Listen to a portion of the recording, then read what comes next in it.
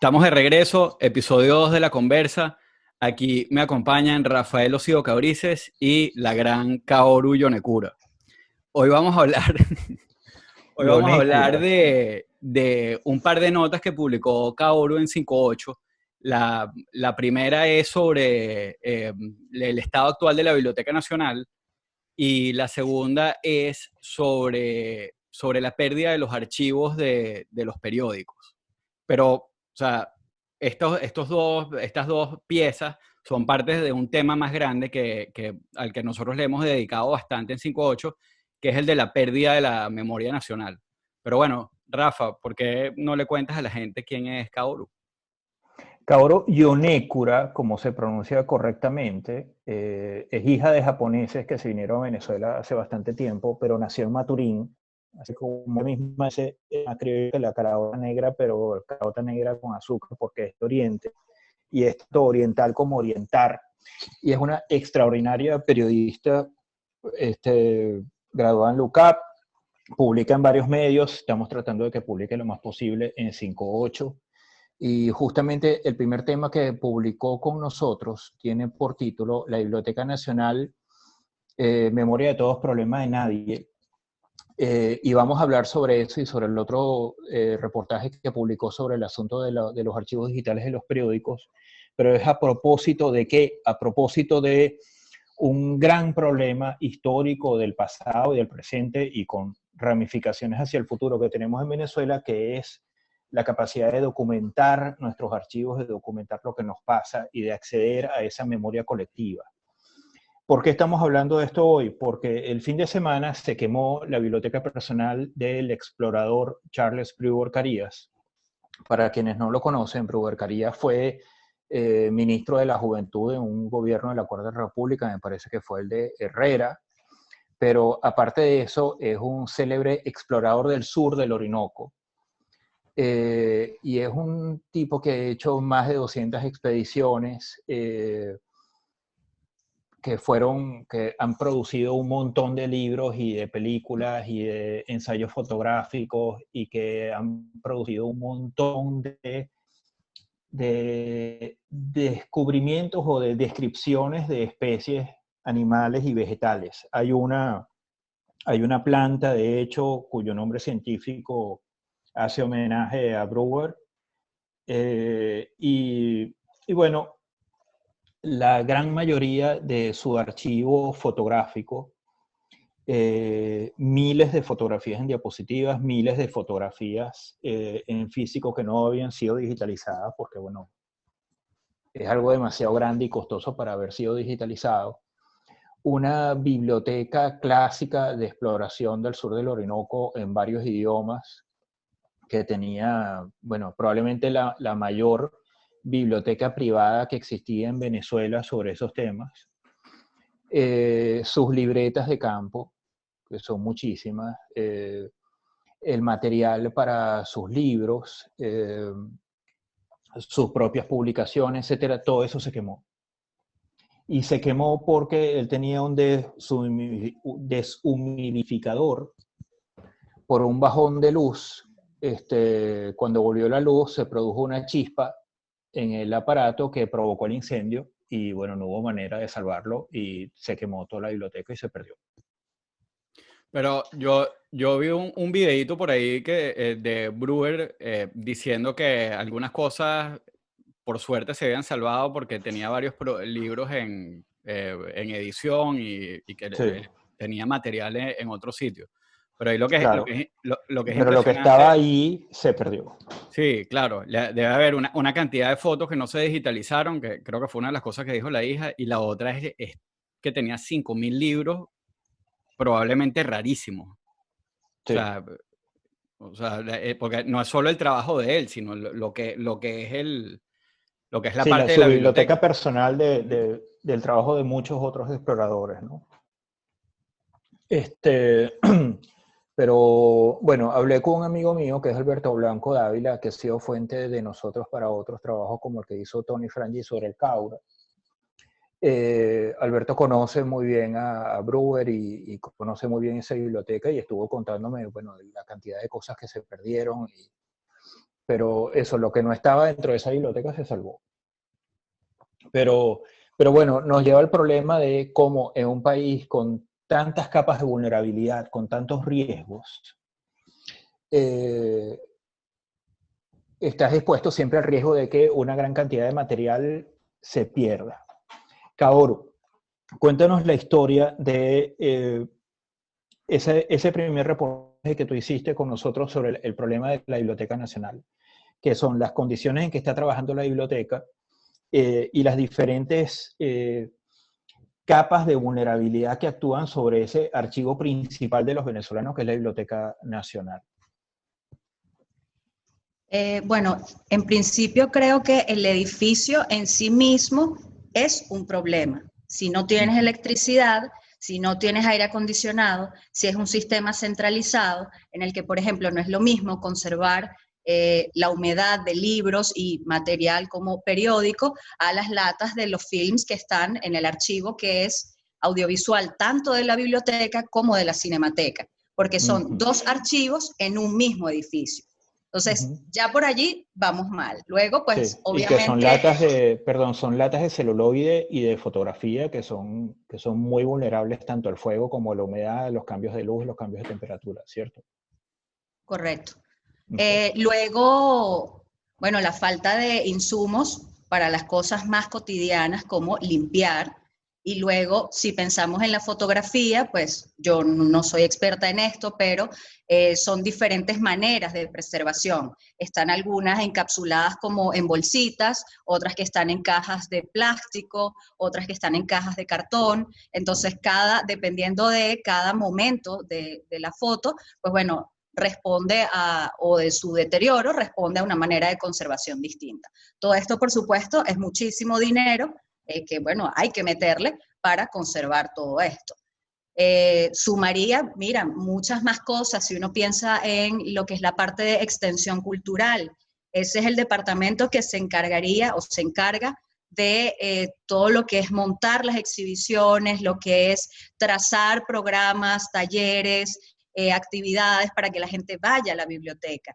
Entonces, ¿cómo montas una exposición, por ejemplo, si te falta un clavo? Si no tienes la tapa que va en estas mesas acrílicas en donde suelen colocarse exhibiciones de libros. Entonces, ¿cómo exhibes eso? ¿Cuánto daño hay ahí? Entonces, sí, eso que dices de los grados de vulnerabilidad son muchos y en todos los departamentos. Sí.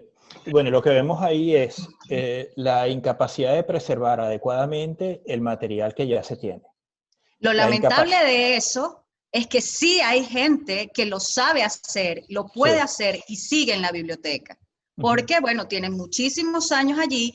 Nosotros, la biblioteca fue la que creó el modelo de conservación que luego se copia en países como Argentina y Chile. Es decir, nosotros fuimos modelo de conservación, fuimos los que dictamos la pauta en eso y bueno, y hoy... Sí. Y formamos gente que, como Virena Figuera, que también entrevistamos en 58, que está trabajando en otros lugares y que se formó en la Biblioteca Nacional como experta en archivo fotográfico. Ella se fue, ¿no? Sí, está en Colombia. Sí. O sea, como pasa también con los museos, la democracia venezolana formó un montón de gente en cosas súper específicas para reunir archivos, organizar esos archivos y preservarlos y además compartirlos con el público, porque hay varias dimensiones aquí. Claro. La capacidad que tiene un país para recoger información y que llegue a un sitio donde se va a organizar. Luego la capacidad de organizar, catalogar, archivar, crear categorías, hacer que tú puedas encontrar las cosas.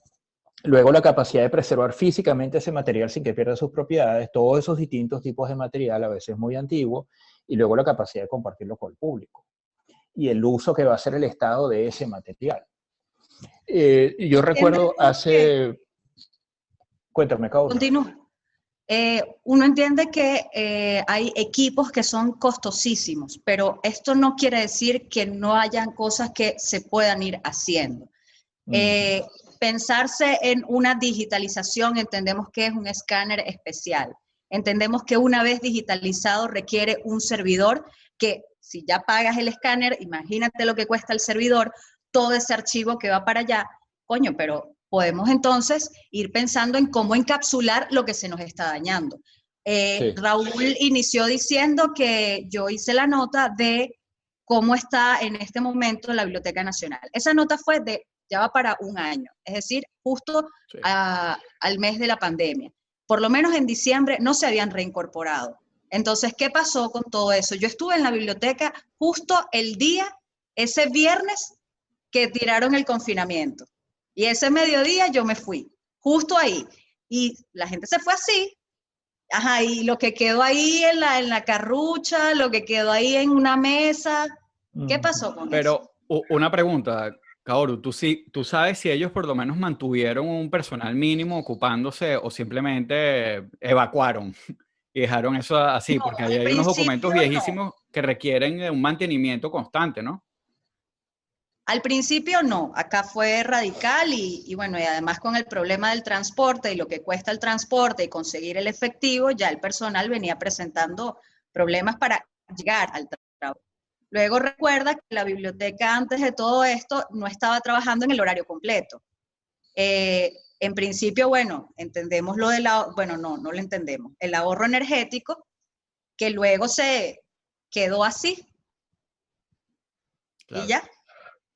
Claro. Sí. Y, no volvimos a la normalidad nunca. Sí, y te iba a preguntar una cosa también. O sea, claro, obviamente que con lo de la pandemia, o sea, todo está patas arriba, pero antes de esto, o sea, cuando publicamos la nota, porque yo estaba pensando, cuando Rafa dijo lo de que tiene varias capas, yo estaba pensando lo mismo. O sea, porque una cosa es preservar lo que está y la otra parte es el acceso del público, pues de estudiantes, de periodistas, de historiadores, esa parte, ¿cómo la has visto en la Biblioteca Nacional? O sea, ¿cómo estaba por lo menos prepandemia? O sea, hay movimiento, hay atención, está funcionando Exacto, si la gente iba a usar la Biblioteca Exacto. Nacional. Bueno, en principio ya hay menos personal, no sé en este momento, pero ya yo lo vi desaparecer paulatinamente.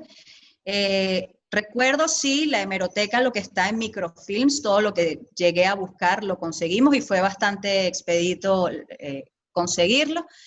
Sí, por supuesto, ya tenías que llevarte tus guantes, tu tapabocas, nada de esto con lo de COVID, sino por el manejo del material.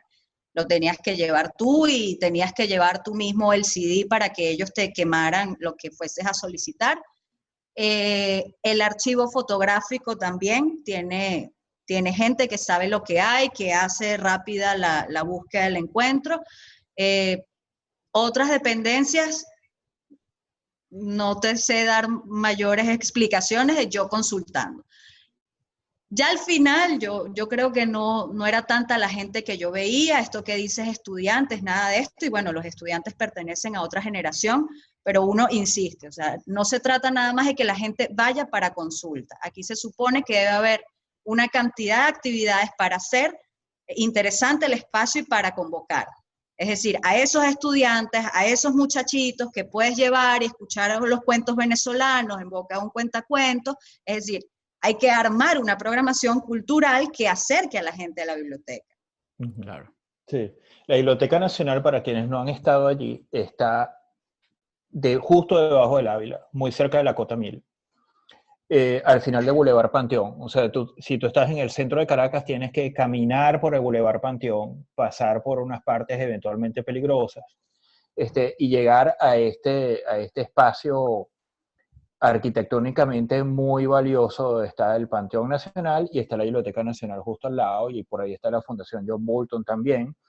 Y bueno, y esa especie de bomba atómica arquitectónica de destrucción masiva, que es el mausoleo de Bolívar que construyeron detrás del Panteón Nacional. Parece una pista para montar patineta. Sí, parece también un ángel de Evangelion. Un Bert. Sí, de Evangelion, tal cual. Bueno, Pero, las referencias otaku son en honor a Kaoru. Gracias. Pero esto, claro, Esto como dijimos al principio, es parte de algo muchísimo más grande y grave, ¿no? Sí. Porque es algo que hemos detectado en distintos... Y de verdad, esto es una línea en la que 58 le ha metido, porque no solo hemos hablado de los periódicos, a mí lo de los periódicos es algo que de verdad que es increíble, pero de eso vamos a hablar con más profundidad Sí, ahorita. ya vamos a entrar al tema del Pero, manejo privado de los archivos. claro, pero está el tema de los museos, que también es uno al que Tony Frangi le ha metido bastante. Ujú. Y está que acabamos de publicar una nota sobre esta plataforma de streaming de películas venezolanas que se llama Cine Mestizo, Sí, que, o sea, obviamente es una novedad y es muy interesante el proyecto y es una belleza y es todo positivo, pero esa investigación, esa nota, tiene también un revés que es la historia que nos cuentan ellos sobre lo que les ha costado conseguir las películas. ujú. Y no solo estamos hablando de que sí, de tener una copia decente del Pez que Fuma, sino Daniel Ruiz, que es uno de los que está, de quienes idearon este proyecto, me estaba comentando que es impresionante que hay películas post-2000 que no consiguen. O Sí, que sea, están perdidas, que esos mismos películas realizadores no las tienen. exacto, que estuvieron en el cine. O sea, películas que estuvieron en el cine en Venezuela y que la última copia estaba en un hard drive que se le perdió al director. O sea, imagínate lo grave que es esto. O sea, trata de ver esto Sí, como si fueras un extranjero. O sea, exacto, que no a estamos un francés hablando, vengan y te digan que no encuentran las películas de hace 15 años. sí, sí, no estamos hablando de La barandera Isabel llegó esta tarde o La escalinata o las películas de Manuel Trujillo Durán en 1897, sino de cosas que estaban en Cines Unidos Exacto, que o en sí. Cinex hace 10 años. Papita, Manny Tostón, las joyitas, puras joyitas, ese tipo de cosas. O sea, Sí, sí, películas recientes, sí. Y lo mismo nuevas pasa que con no la se música. consiguen. ¿Mm? Lo mismo pasa Es con la eso. música, que es un tema que tenemos que tratar. Hay un montón de masters de música venezolana de los 80, 90, 70, etcétera, que desaparecieron. Desaparecieron Para las quienes no, disqueras y los propios músicos no tienen acceso a eso.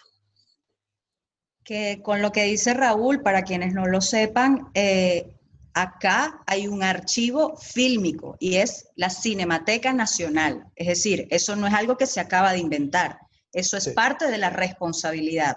Entonces, cuando mencionas esto de Cine Mestizo, yo recuerdo que una de las cosas que pensé es que, oye, es un gran proyecto, ojalá que en algo de esto pues esté colaborando la Cinemateca, porque para eso está. No es que, ay, quedan algunas peliculitas que puedes consultar aquí en la biblioteca. No, hay un archivo especial para eso. Sí. Entonces, Yo no puedo especular mucho, pero por lo menos, o sea, yo sé que Daniel, yo a él lo conozco desde la universidad, es uno de estos, de esta generación de abogados que nos separamos del ejercicio. Pero Daniel fue muchos años promotor de cine y él trabajó o sea, cerca del CENAC y estoy seguro que la Cinemateca, o sea, eh, él tiene los recursos y los contactos para llegar a ese tipo de acuerdos. Y si está diciendo que le está costando, es por algo, o sea, no es por, claro, no, o sin sea, duda. creo que va más allá o sea, va mucho más allá de lo que, de lo que la gente tiene conciencia de lo que puede ser este problema. Sí, sí. Y va con, y esto se conecta, y creo que podemos hablar de eso, es con la parte del esfuerzo privado por mantener la memoria y los archivos. Sí, Porque después de todo esto se trata oye, ocuparte que tu película esté cuidada, que sí, exista, sí, que ya quede en vamos, algún sitio.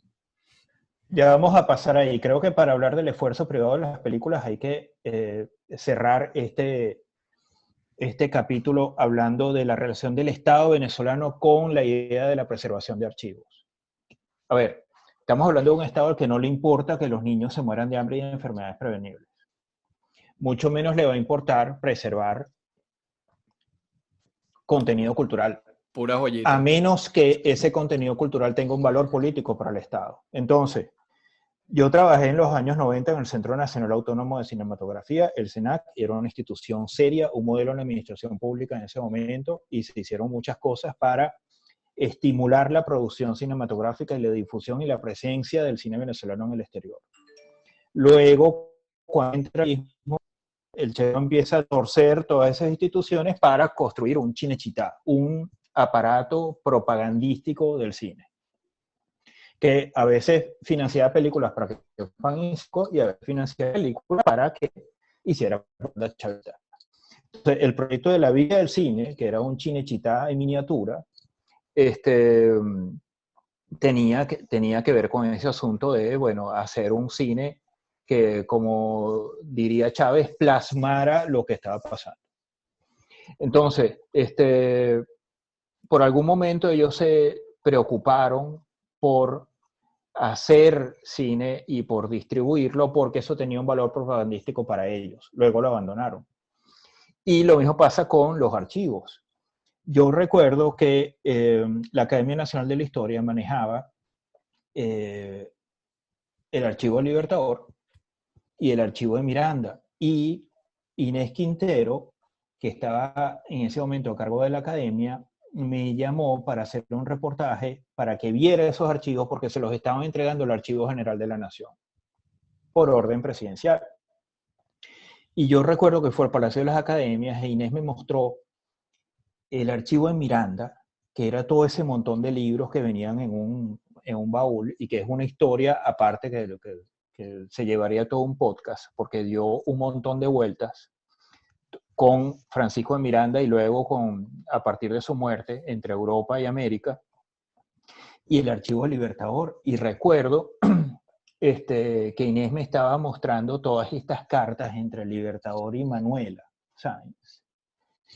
Todas las cosas, todas calentonas que se decían con ese estilo decimonónico de su época, porque se le iba a entregar al Archivo General de la Nación, que por supuesto era apropiarse de un archivo que nos pertenece a todos como nación y convertirlo en arma política. Pero el chavismo no podía tolerar que el archivo del Libertador estuviera en manos de una institución independiente como la Academia Nacional de la Historia.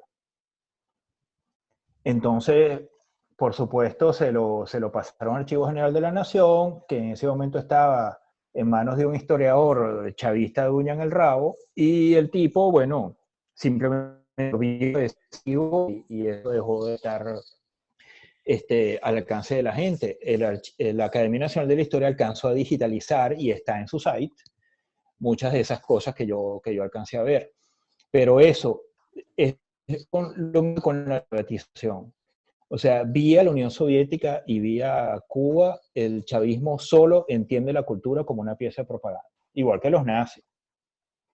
O sea, para esta gente, preservar la memoria solo sirve si esa memoria es curada y distribuida a efectos de un relato específico que justifica el chavismo y que bueno, forma parte de toda esta reescritura del pasado venezolano que a Chávez le gustaba tanto hacer. Lo cual nos lleva a hacer ese asunto, bueno, que tampoco nació por el chavismo, ¿no? Cómo el Estado venezolano se relaciona con la memoria de todos, cómo usa la memoria de todos como un arma política. Y bueno, cómo la democracia venezolana era muchísimo más amplia y más seria en ese sentido y más neutral, en el sentido de que esta memoria fílmica, bibliográfica, hemodográfica, etcétera, es de la nación y nosotros no la vamos a jurungar y no la vamos a reescribir o a reconfigurar para que diga lo que nosotros queremos que diga. Pero el tema de los archivos privados es otro asunto. Kaoru, cuéntanos de la historia de esa nota que hiciste para nosotros sobre cómo los periódicos venezolanos dejaron de conservar archivos digitales. Bueno, cuando hablábamos de esto también hablábamos de la dificultad de hacer el tema. Todo parte del tuit de Laura Elena Castillo. Yo recuerdo que revisé esto cuando más o menos pensaste en este tema.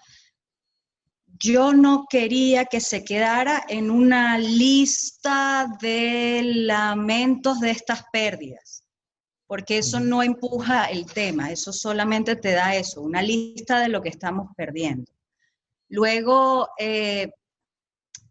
tampoco quería como el recuento de los secretos que todos conocemos, que no son secretos, la venta de medios y todo lo que vino después. Tampoco me servían los chismes, que había muchísimos. Entonces, la dificultad del chisme es que, bueno, siempre es sabroso y bueno, que funciona para la memoria nacional, pero eso no te sirve si no lo puedes corroborar. Es un ancla. Claro, pero, ajá, cuando tú preguntas, ¿tienes cómo corroborar esto? Un papelito, llamamos a alguien más y esto no está. Mira, esto tiene un tiempo de salida, así que con lo que vamos sacando, que podemos confirmarlo, pues salimos. Y bueno, era la reflexión, alguien que lo haya visto desde afuera, que no haya sido doliente directo, que también haya esbozado qué se puede hacer, cómo se puede iniciar a hacer, y por eso estas otras personas que termino citando, por ejemplo, María Soledad Hernández del Centro de Investigaciones de la UCAP, que conoce estos métodos, saben cómo se puede empezar a hacer, que este no es el único momento en el que esto ha sucedido en la humanidad. Entonces, bueno, por allí fue que fuimos perfilando. Sí, debo decir que casi todas estas personas con las que hablé, el dolor de esa pérdida era genuino. Hay una preocupación. Lo que creo es que hay algo más grande, que es el no sabemos qué hacer. Porque también estamos todos los días en esto, buscando, escribiendo, reescribiendo, armando, y hacia dónde va todo este trabajo. Sí. María Soledad fue la que dijo que bueno, que creo que son las marching orders, ¿no? De la importancia de que esto hay que hablarlo, porque este es el tipo de cosas que la gente no sabe, y no sabe en dos niveles. O sea, primero porque no lo sabe, y segundo, si lo supieran, hay mucha gente que no se está dando cuenta de lo grave, Claro. de lo grave que es esto, pues. Claro, yo sí concentré todo en lo que es la pérdida de los archivos de la web. Es decir, si uno piensa en algunos periódicos, el archivo digital físico existe. Es decir, hay un trabajo de textos escaneados que tú puedes ir y te llevas, me imagino, un pendrive en este momento y te lo dan. La cosa es si esto está disponible en la web. Y no solamente estamos hablando de las pérdidas de las personas que tuitearon, estamos hablando, cuando yo le decía a Rafa, oye, aquí hay hasta columnas de Cabrujas que no están. Claro, fíjense, cuando yo trabajaba en el Nacional, yo consultaba muchísimo el archivo físico del Nacional, que era el mejor archivo de periódicos que había en Caracas. Hablo por Caracas, no hablo de los periódicos del interior del país. Y bueno, lo usaba cada rato, pues. Y bueno, era como muy artesanal, pero estaba bastante organizado y me ayudaba muchísimo. Y encontraba muchísimas cosas allí. Cuando ocurre la migración de los periódicos hacia lo digital, que dejan de imprimirse y se convierten en medios online, como hoy es 5.8, eso se deja de generar información impresa, se deja de archivar, viene la crisis, todo un montón de problemas económicos y gerenciales de los periódicos. Y llega un punto en que la migración de un site a otro, las actualizaciones tecnológicas y bueno, el mero descuido y la mala gerencia, empiezan a reducir los archivos digitales. De manera que, como denunciaba Laura Elena en ese tweet inicial que originó toda esta historia, uno no encuentra sus propias notas en Internet. Por lo tanto, los investigadores, los historiadores del futuro que estén investigando qué pasó en Venezuela en 2003 o en 2008, tampoco pueden encontrar las notas que los periodistas hacemos para contar el presente. Toda la historia se cuenta a partir de documentos o a partir de evidencias físicas, sea una punta de flecha o diario de Colón o las cartas entre Manuela y el Libertador, y los materiales de prensa de la administración de Trump o de los años de Chávez, etcétera, que ayudan a contar la historia. Si esos archivos ya no los tienen los mismos periódicos, esa memoria se perdió. Claro, no se puede usar esa evidencia para contar la historia de estos años. Sí. A mí me gustaba mucho... Continúa, Rafa. No es un asunto que nos compete solamente a los periodistas, nos compete a todos. Estamos creando huecos en nuestro pasado, en nuestra historia reciente, que no se pueden llenar. Y cuando hay huecos, cuando hay vacíos, cuando los hechos que se registraron ya no se pueden recordar ni se pueden reconstruir, cualquiera puede llenar esos huecos con mentiras, con una historia falsa, con mito en lugar de historia, con propaganda en lugar de historia. ¿Me explico? Cabo, ¿qué ibas a decir? Que a mí me gustaba mucho una idea de María Soledad. Ella equiparaba esto con la ausencia de estadísticas. Es decir, no tenemos cómo comparar el desarrollo, la evolución, el progreso o no del país consigo mismo. Sí. Y yo recuerdo que en esa conversación le decía a María Soledad que la nota de prensa es mucho más sencilla de leer, de entender y de comunicar que una estadística. Entonces claro, es mucho está hecha para eso. Claro. La estadística está hecha para ser leída por especialistas y la nota de prensa para ser leída por el público en general. Correcto. Luego, no se trata solo de perder los grandes temas, pero como decías, yo lo pongo con el, no con los abogados me lo han dicho, la trazabilidad de los hechos. Yo coloqué allí lo de que todo esto sirvió para darle sustento a un informe de crimen de lesa humanidad, pero si tú sigues borrando las constantes denuncias de una comunidad que no tuvo agua en octubre, que no tuvo agua en junio, que no tuvo agua en enero, y así te das cuenta que no tiene agua desde hace 7 años y empiezas a borrar el inicio de esto, oye, son 7 años, si nos quedan que son 3 meses, y hay una gran diferencia. Sí. Claro, claro.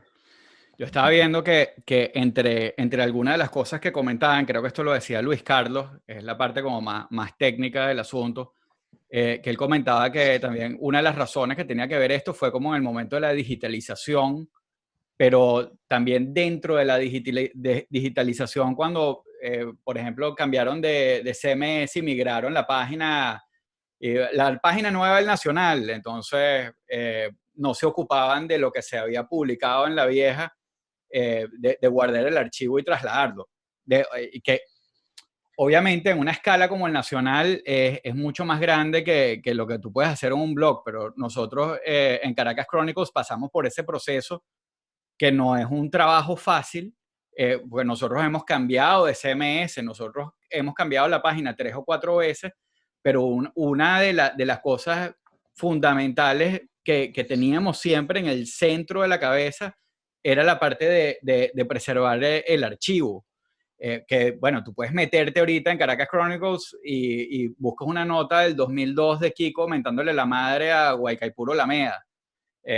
O sea, pero ese tipo de cosas, o sea, más allá, como dices tú, de lo que es tu propio archivo, o sea, es utilísimo. Y yo, esa comparación que hicieron de lo de las estadísticas, básicamente, como dices tú, o sea, pero para mí las notas de prensa son además como el fail safe, porque a falta de estadística, el estudio lo puedes hacer a partir de ahí, a lo mejor no con la exactitud que necesitas, pero puedes reconstruir un poco y alimentar herramientas que te sirven para modificar las cosas que se han hecho mal. Sí. O sea, además que la nota de prensa tiene un grado de confiabilidad, no es el chisme, no es la cadena de WhatsApp en este momento, entonces sí, no sustituye la estadística, pero sí es claro, ya un documento, todo es testimonio, y si sale en medio, mucho más. Sí.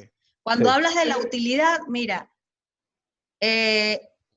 es muy útil, para el ciudadano es útil, y aquí voy a amarrarlo con lo que decía Rafael, que es un problema de todos. Mira, la nota de los Pernalete, esa nota sirvió para la campaña de recaudación de fondos. Claro, en inglés y en español. Porque no hay chance de estar explicando a mucha gente de afuera quiénes son. Y con ese link resolvieron muchas veces. Entonces, claro que es útil, por supuesto. Claro. Esto es un caso muy particular. Pero así con todo, las denuncias del agua, las denuncias de la luz de la gente, la cosa es, bueno, cómo buscar que esto no se pierda desde lo que son las empresas privadas. Y una cosa, también volviendo a tu nota, Kaoru, y esto ya tiene que ver con el chisme, Rafa, eso es contigo. que es la parte que me gusta. Pero tú, entre la gente con la que conversaste con uno de los técnicos del Nacional, porque volviendo un poco, o sea, todo esto, como que la alarma que estaba sobre todo para los periodistas y la gente que sabe, porque es como, incluso yo, una de las primeras cosas que yo publicaba opinión, las publicaba que si no sé, en Código Venezuela, una cosa así, todo eso se perdió cuando la página desapareció, pues, o sea, nadie dijo vamos a guardar este archivo. O sea, eso, quien escribe está pendiente de eso, pero quien lo hace un poquito público fue Laurelena con ese tweet con ese tweet que levanta la alarma. Entonces,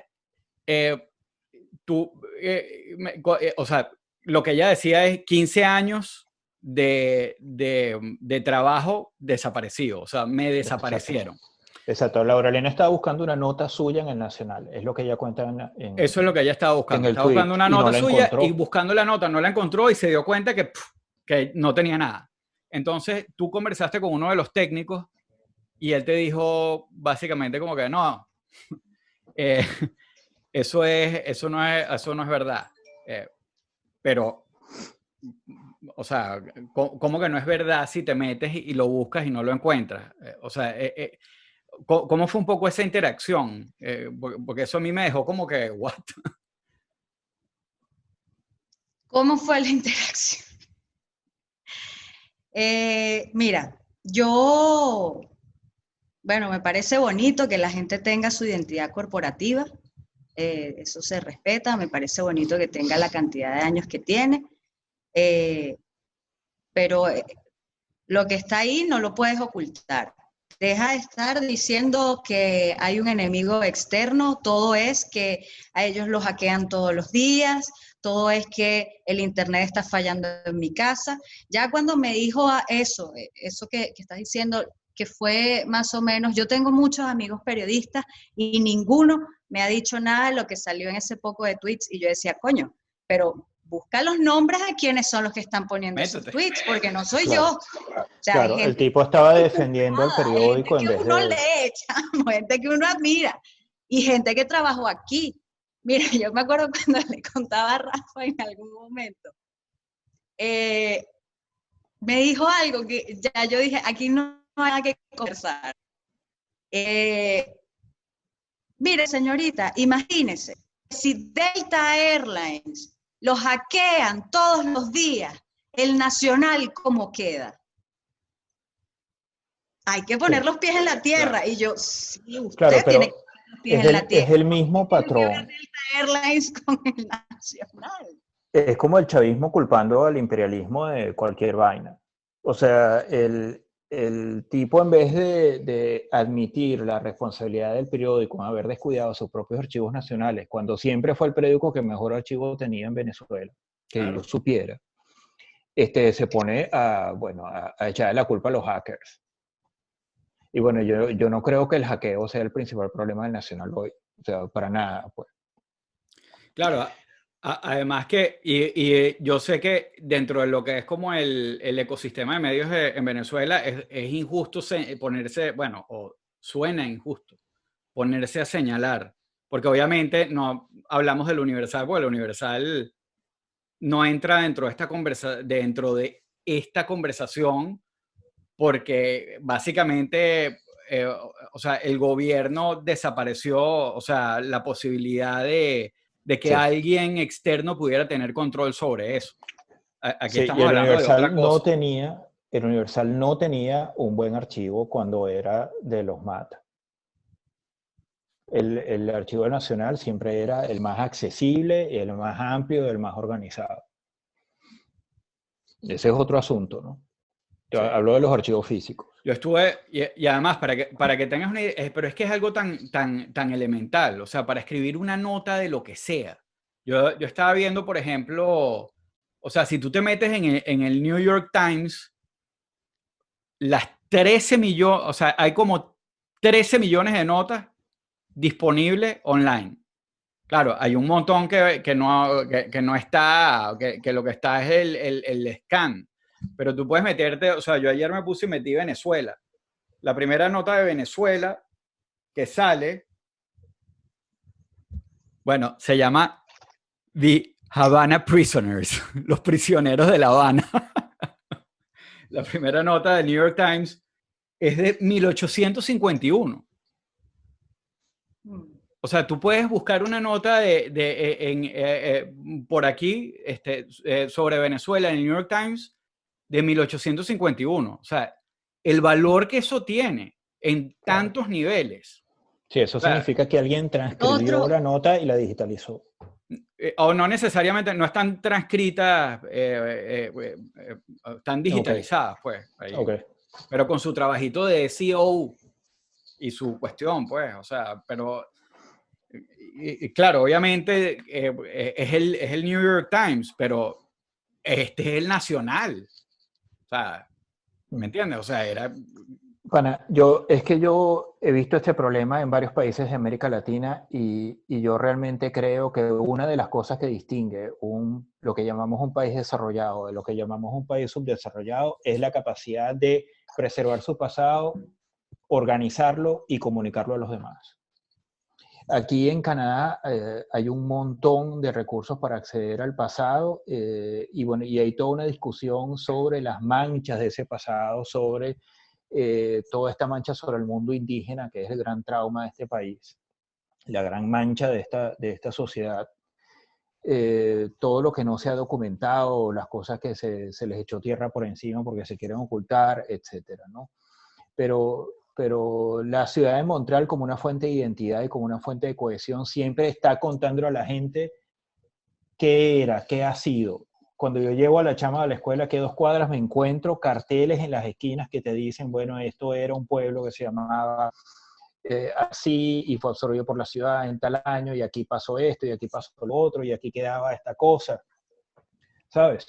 Eso no lo vemos en Caracas o en las ciudades venezolanas que están llenas de historia, que de hecho son mucho más antiguas que Montreal y mucho más antiguas que Miami.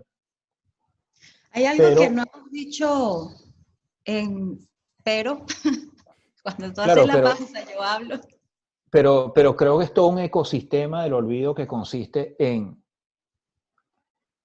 que somos muy malos produciendo información, somos muy malos produciendo estadísticas, somos muy malos guardando la información porque no nos preocupa. Tenemos estados que solo entienden el pasado como una forma de propaganda y tenemos unas ciudadanías que no le encuentran el valor a la cosa porque tienen una relación muy torcida y muy romántica y muy superficial con el pasado. Lo que le enseñan a uno en la escuela es que el pasado venezolano salió de la voluntad de unos tipos con espadas y con pantalones apretados que vencieron a los españoles. Y hasta ahí, ese es todo el relato que nos dan, es pretty much that. O sea, unos tipos con pantalón blanco pegado y una espada desenvainada que, bueno, crearon la nación. Son los padres de la patria y that's it. Cuando nuestro pasado es muchísimo más rico. Es el pasado que está en la Biblioteca Nacional, en el Archivo General de la Nación y en las bibliotecas privadas, que debe haber una pila de bibliotecas privadas en Venezuela valiosísimas,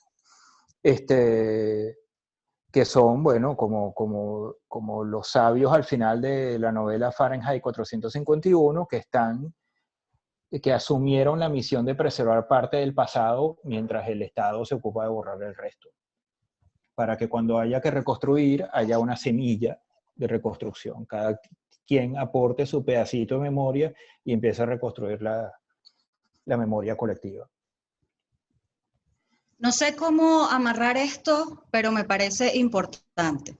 Si hablamos del archivo del Estado, diferente al archivo de una empresa privada. La empresa privada, bueno, hace con sus reales lo que quiera. Si usted desea invertir en cómo luce la página y no en el rescate de su archivo, adelante. Pero el Estado sí tiene la obligación, porque hay leyes que así lo dicen. Y no solo es preservación, es puesta el valor de uso y que esto no está allí accesible, pero es engorroso conseguirlo. Tiene que estar fácil, maniobrable.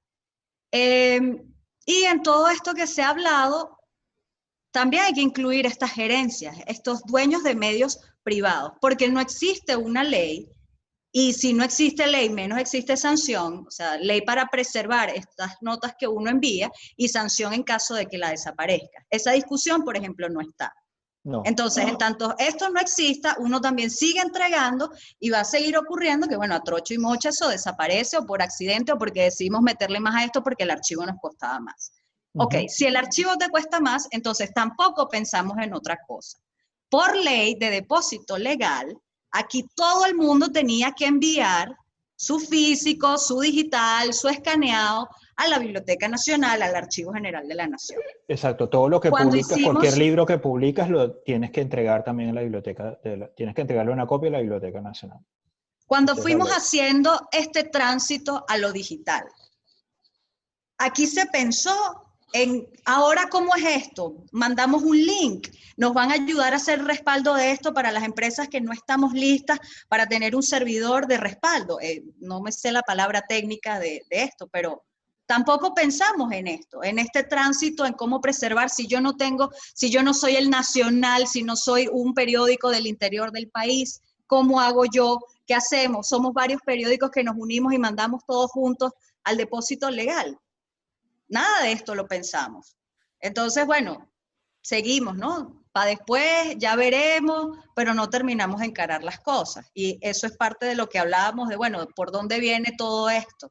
Quizás en ese rasgo de carácter que tenemos en no encarar las cosas en el momento que corresponde, sino dejarlo para después. Sí, así es. Bueno, vamos a ir cerrando esto. En los materiales que acompañan este podcast, en las distintas plataformas les vamos a poner los links para que lean las notas que están relacionadas con todo esto que estamos hablando. Sí. En YouTube, que es donde se pueden poner links, vamos a poner las dos notas de Kaoru, podemos poner la de Cine Mestizo también, pero Rafa, yo creo que deberíamos dejar un post en 5.8. Como les comentábamos, nosotros, esta es una línea, es parte de nuestra línea editorial y hemos publicado bastante material al respecto. Y como decía María Soledad, creo que es fundamental sacar esta conversación que estamos teniendo, esta discusión y ponerla más en el tapete, ¿no? Entonces, nosotros vamos a dejar un post en 5.8 donde van a estar todos los links a los artículos que hemos comentado y otros que no hemos comentado, pues. Y el resto, bueno, nada, síganos por supuesto en YouTube, prendan las notificaciones, síganos en Spotify, en Apple Podcasts, donde nos oigan y muévanlo, pasen el link para que, bueno, para que esto se mantenga. Sí. Sí, nosotros queremos hablar de las cosas importantes aunque no sean populares. Esa es una de las apuestas de 5.8.